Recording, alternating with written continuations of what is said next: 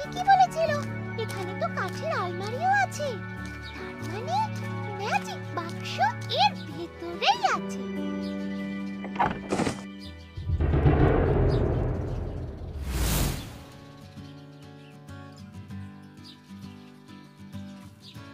আসলে এই ঘরটা ছিল ক্যারোলিনের বাবার ঘর। এখানে তার বাবার ম্যাজিকের বিভিন্ন জিনিসপত্র থাকত। তার বাবা মারা যাবার পর থেকে এই ঘরটা একইভাবে বন্ধ হয়ে পড়ে আছে। মিসেস এলিনাও কখনো আর এই ঘরে আসেননি। আর ক্যারোলিনের বাবা যখন মারা যান, ক্যারোলিন যেহেতু তখন অনেক ছোট, তাই এই ঘরটা সম্পর্কে তার কোনো জ্ঞানই ছিল না।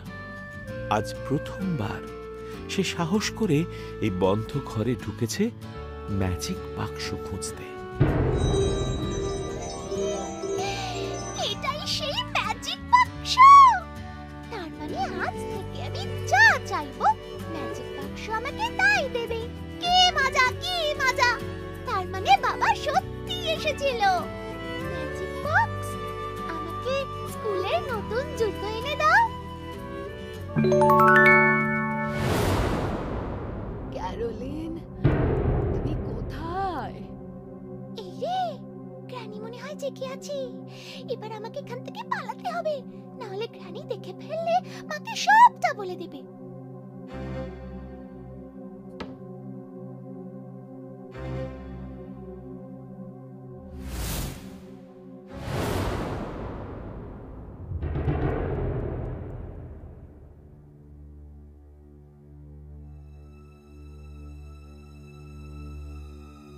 ক্যারল, কালকের স্কুলের হোমওয়ার্কগুলো করেছিলে? না হলে কিন্তু কাল স্কুলে ভীষণ বকা খেতে হবে। হ্যাঁ মা, আমি সব করে রেখেছি। আমার সোনা মেয়ে। রাতে কিছুতেই ক্যারোলিনের ঘুম আসে না। বারবার ওই ম্যাজিক বাক্সের কথা মনে পড়ে, আর মনে হয় তার লুকিয়ে রাখা জুতো জোড়ার কথা।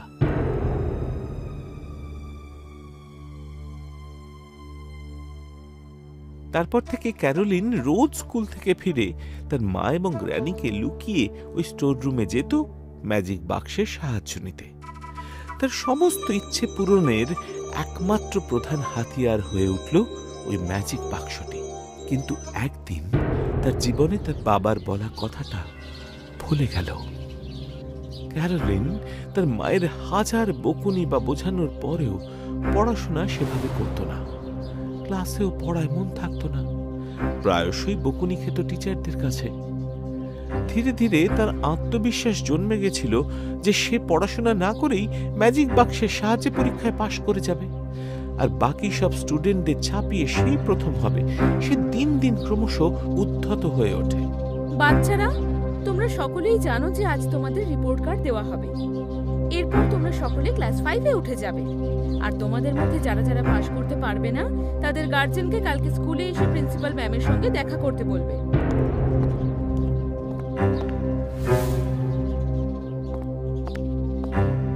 ক্যারোলিন,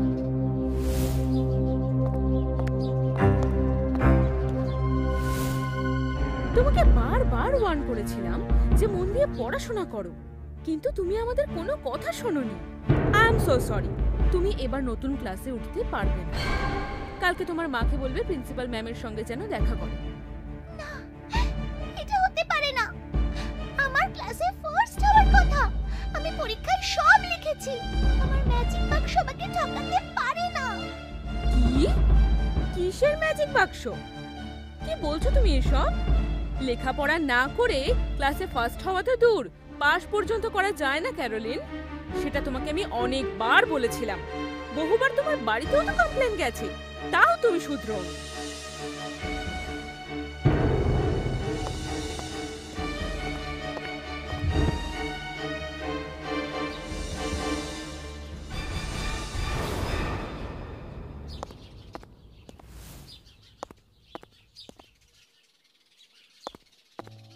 গ্র্যানি, মায়ের কি হয়েছে? ডাক্তার আঙ্কেল কেন এসেছে?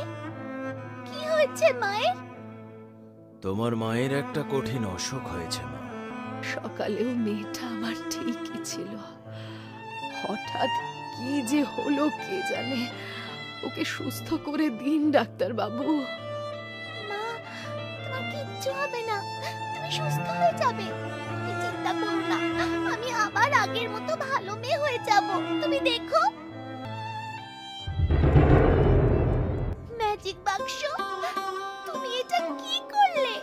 কেন আমার সাথে এরকম করলে? আমি পরীক্ষায় ফেল করতে পারি না, আর আমার মা এভাবে হঠাৎ করে অসুস্থ হতেও পারে না। আমার মাকে সুস্থ করে দাও প্লিজ। আমি মায়ের সব কথা শুনে চলবো, আমাকে পাশ করিয়ে দাও। তোমাকে বারবার সতর্ক করেছিলাম ক্যারোলিন, যে এই ম্যাজিক বাক্সের অপব্যবহার যেন না হয়, তাহলে তোমার জীবনে নেমে আসবে চরম দুঃখ। সেদিন আমিও আর তোমাকে বাঁচাতে পারবো না। তুমি পড়াশোনা না করে দিনের পর দিন ম্যাজিক বাক্সের মাধ্যমে তোমার হোমওয়ার্ক করেছ, তোমার মায়ের কথা শোনোনি, এমনকি অবাধ্য হয়েছ তোমার স্কুলের টিচারদেরও। তোমার মা কত কষ্ট করে তোমাকে পড়াচ্ছেন, তাও তুমি তার কষ্ট বোঝনি। বারবার তুমি তোমার নিজের কর্মক্ষমতা ভুলে ম্যাজিক বাক্সকে দিয়ে সব কাজ করিয়েছ, তাই এটাই তোমার শাস্তি।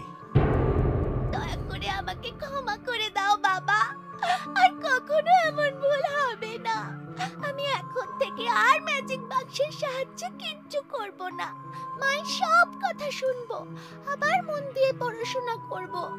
আমি আর কোনো বায়না করব না কখনো। শেষবারের মতো ম্যাজিক বাক্সকে বলো মাকে সুস্থ করে দিতে। মাকে আমি খুব ভালোবাসি। তোমার ইচ্ছে পূর্ণ হোক। তোমার মা খুব তাড়াতাড়ি সুস্থ হয়ে উঠবেন। এই ম্যাজিক বাক্সের তোমার জীবনে আর কোনো কাজ নেই। নিজের কঠোর পরিশ্রমে এবার তুমি সফলতা অর্জন করবে, তাতেই তোমার সব ইচ্ছে পূরণ হবে। তুমি এবার তোমার মায়ের কাছে ফিরে যাও।